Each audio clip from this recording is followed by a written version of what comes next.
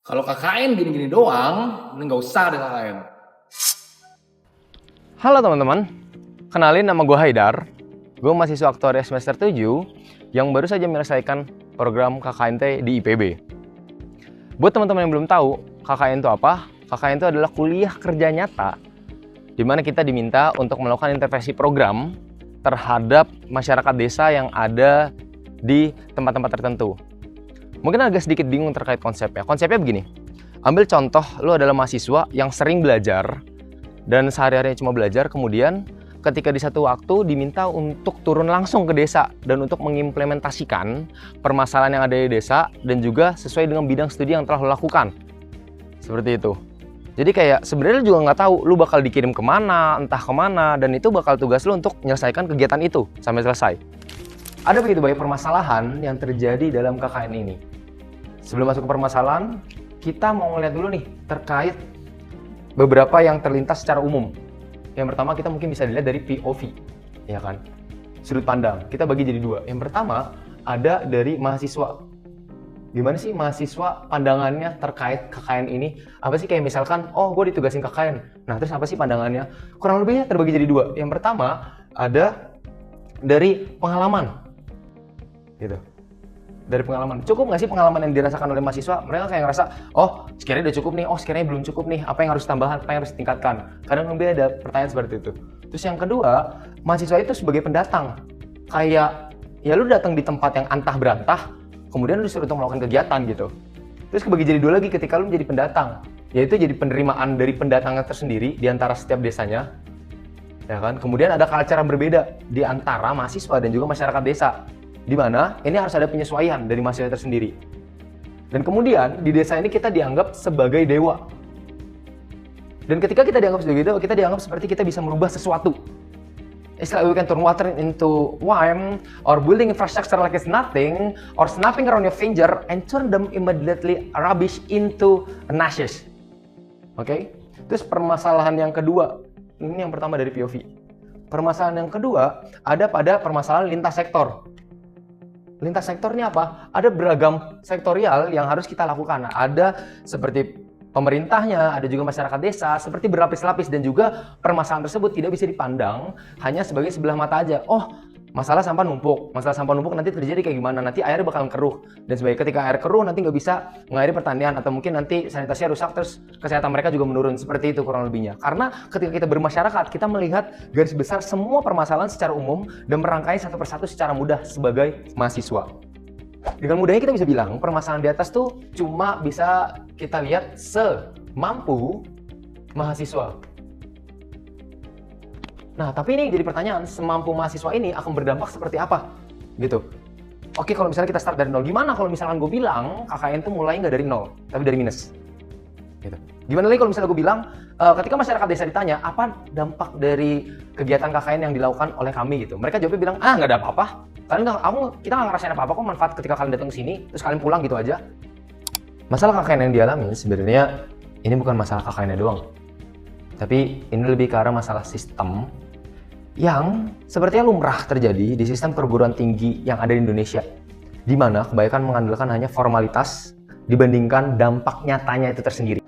Berangkat dari KKN yang ada di desa Garut, yaitu di Kabupaten Garut, yaitu beberapa desa yang ada di sana, ternyata ada banyak dari perguruan tinggi yang mengambil program KKN tersebut. Bukan hanya IPB saja, IPB termasuk salah satunya, tapi ada lebih dari satu kampus yang berada di dalam satu desa tersebut. Setelah kita melakukan sharing secara bersama-sama, kita melihat bahwa ada perbedaan terkait sistemasi yang ada di program IPB dan juga perguruan tinggi yang lain. Gitu. Perguruan tinggi IPB itu konsepnya adalah pertama ada pembekalan dari dosen, kemudian ada pemaparan pembuatan proposal, kemudian selanjutnya ada lokakarya 1, inisiasi program, lokakarya 2, hingga penutupan. Sementara itu kalau misalnya kita lihat lagi dari perguruan tinggi tersebut, dia dari awal ada pembinaan, kemudian yang kedua ada project capstone dari dosen. Maksudnya melakukan project, menginisiasi project, di mana kebanyakan penggeraknya adalah mahasiswanya, kemudian inisiasi program, kemudian diakhiri dengan akhir kegiatan. Seperti itu. Ini lebih seperti melaksanakan kegiatan yang sudah dirancang oleh dosen sebelumnya. Oke. Terus pertanyaannya, lah bang, kenapa kalau misalkan jadi project dosen emang jadi masalahnya apa gitu loh? Lah ini kan KKN gitu loh. Kalau misalkan lu KKN, berarti tujuannya adalah nyata, kuliah kerja nyata. Kenyataan lu tuh berbentuk sebagai program kerja. Dan kalau misalkan dari kenyataan yang lo bikin itu lo nggak bisa merealisasikan terhadap program divisi atau studi yang telah lo ambil, jatuhnya sia-sia jatuhnya. Apa lo nggak malu sebagai mahasiswa? Oke, jujur jurusan gue sendiri juga nggak terlalu relevan terkait yang permasalahan yang ada di desa Garut tersebut. Di Kabupaten Garut kebanyakan permasalahannya terdiri dari permasalahan yang ada di ketahanan pangan. Dan ketika ketahanan pangan menjadi permasalahan utama, seharusnya ada dong mahasiswa yang bersektor dari sumber ketahanan pangan tersebut. Tapi sayangnya di perguruan tinggi tersebut tidak ada sama sekali mahasiswa yang berada di program ketahanan pangan. Ini menjadi masalah karena dari mahasiswa tersebut juga bingung untuk melakukan program apa yang bisa untuk diterapkan bagi kegiatan kemasyarakatannya. Seperti itu. Kemudian, kalau misalkan kita tarik lagi lebih jauh, oke, sebelum kita tarik lebih jauh, kita mau ngambil lagi dulu. Oke, dari kebermanfaatannya. Terus kan ada kelompok lain. Nah, untungnya syukur di kelompokku, itu ada mahasiswa yang berasal dari pertanian. Jadi dari pertanian ini bisa saling berkolaborasi dan juga bersinergi. Kalau misalkan nggak ada sama sekali di satu desa itu cuma ada satu kampus tersebut, kemudian tidak ada ketahanan pangan, terus menjadi apa? Kayak gitu. Inilah kenapa yang gue bilang kalau misalkan kalian mulai dari nol. Mulai dari nol itu benar-benar kayak kita ya udah benar-benar start dari awal. Tapi kalau misalnya dari minus, itu yang jadi pertanyaan. Gitu. Oke? Terus yang kedua, bagian kedua ini krusial juga karena banyak yang mahasiswa di IPB melakukan KKN di semester 6 peralihan ke semester 7. Seperti itu, dan harus seperti itu. Dan syaratnya juga harus mengambil SKS yang mencukupi sehingga ia baru bisa mengambil KKN. Kalau misalkan SKS belum mencukupi, maka ia mengambil di semester depannya. Tapi sayangnya hal ini tidak berlaku di kampus tersebut. Di mana mahasiswa peralihan semester 4 ke 5 itu boleh mengambil KKN, di mana dirasanya belum cukup terkait ilmu yang mereka pelajari. Seperti itu. Implementasinya, terkait programnya, apa saja yang bisa mereka lakukan gitu. Mungkin kalau misalnya kita sebut bahasanya pelangga-pelangga mungkin ada gitu. Tapi kalau misalnya kita tarik lagi, jadinya kayak belum matang dari pemahaman yang terkait mereka pelajari selama mereka kuliah. Seperti itu. Oke? Ini menjadi pertanyaan juga dari sistemasinya. Ini bukan permasalahan terkait bagaimana sebagai mahasiswa untuk merancang program, bukan. Kalau misalkan kita jadi mahasiswa, mungkin kita sudah bisa mempelajari satu atau dua hal. Tapi kalau misalkan kita nggak tahu sama sekali dasar terkait hal tersebut, kita akan jadi bahan lelucon bagi masyarakat sendiri. Ah, mahasiswa katanya belajar banyak, tapi kok tahu apa di lapangan? Kayak gitu. Memang realisasinya beda, akan selalu berbeda terjadi yang ada di lapangan dan juga yang ada di kegiatan. Tapi kalau misalkan kita lihat lagi, ini menjadi hal penting juga untuk kita sadari bahwa permasalahan ini berawal dari sistem. Di mana sistem tersebut berdasarkan generalisasi acak, di mana kita tidak bisa menentukan siapapun kelompok kita. Seperti itu. Oke. Dengan pertimbangan semua permasalahan yang ada, kita melihat juga nih, seperti dari permasalahan yang ada ini, bukan cuma masalah dari mahasiswanya doang, tapi dari program multidisiplin yang ada, seperti dari beberapa jurusan yang ada di kampus, itu saling berkoordinasi satu sama lain dengan sistem acaknya. Nah, ini kenapa yang masalah ini gue bilang struktural, karena beberapa hal yang harus dibahas, seperti dari studi yang ada di STEM, geografi, integrasi, geografi STEM, yaitu Science, Technology, Engineering, and Mathematics. Dia bilang kalau misalkan permasalahan struktural harus diselesaikan secara struktural. Jadi bukan cuma dari mahasiswanya aja, tapi dari beberapa hal seperti ini, seperti reformasi KKN, dari programnya, serta detail-detail kegiatannya, serta dari kurikulum pra-KKN-nya yang terstruktur, dari hulu ke hilir. Kemudian ada model kolaborasi antara kampus, di mana satu kampus dengan kampus yang lain bisa bersinergi untuk bisa melengkapi kekurangan satu sama lainnya. Seperti itu. Yang pertama, ide KKN yaitu KKN yang berbentukan seperti konsorium.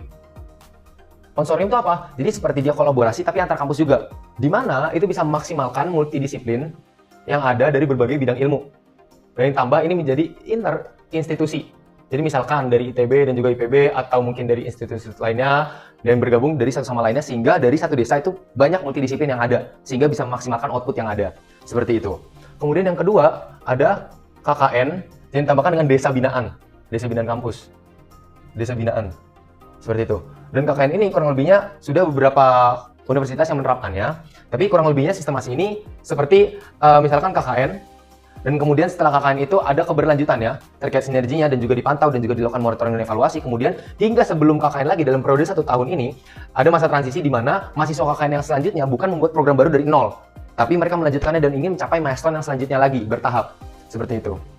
Kemudian yang terakhir KKN yang ditambahkan dengan survei lengkap. Survei lengkap ini seperti apa? Oke, dalam prosesi secara umumnya, survei yang dilakukan oleh mahasiswa KKN ketika terjun langsung ke lapangan dalam 40 hari, jadi di hari pertama hingga hari ke-7, biasanya mahasiswa KKN itu akan melakukan survei untuk mengetahui permasalahan secara lengkap. Tetapi kita bisa ambil contoh KKN yang dilaksanakan oleh Undip, di mana mereka melaksanakan survei itu jauh sebelum KKN dilaksanakan.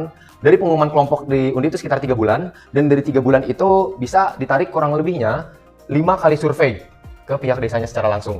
Seperti itu. Dan juga, ini juga surveinya bukan cuma dari Kordes, ketuanya, ketua kelompok di desanya, atau korcamnya, ketua kelompok yang ada di kecamatannya, dia ditambahkan dengan dosen pembimbing lapangan sehingga terintegrasi dari surveinya tersebut. Jadi mereka ketika di lapangan tidak melakukan survei, jadi langsung melaksanakan program-programnya yang berlangsung. Seperti itu kurang lebihnya. Dan dalih gue melakukan hal ini adalah karena dari Tridharma dari universitas sendiri itu terkait aspek pengabdian masyarakat. Karena gue rasa sebagai mahasiswa perlu dampak nyata terkait KKN ini. Karena kalau misalkan kita KKN cuma gini-gini doang ya sebenarnya buat apa lagi? Gitu, apa yang lu cari? Kayak gitu. Dan akhir kata dari gue juga menyampaikan ini untuk keresahan gue sendiri sebagai KKN yang dianggapnya formalitas atau mungkin nggak sesuai studi dan sebagainya, hingga akhirnya menjawab beberapa pertanyaan-pertanyaan yang sudah muncul dari awal hingga akhir video kali ini. Mungkin kurang lebihnya saya ada salah perkataan, dan juga video ini saya tujukan kepada Malaka Project juga untuk mengikuti beasiswanya. Sekian, bila bisa ada tambahan, bisa ditambahkan di kolom komentar. Sekian, assalamualaikum warahmatullahi wabarakatuh. Bye-bye.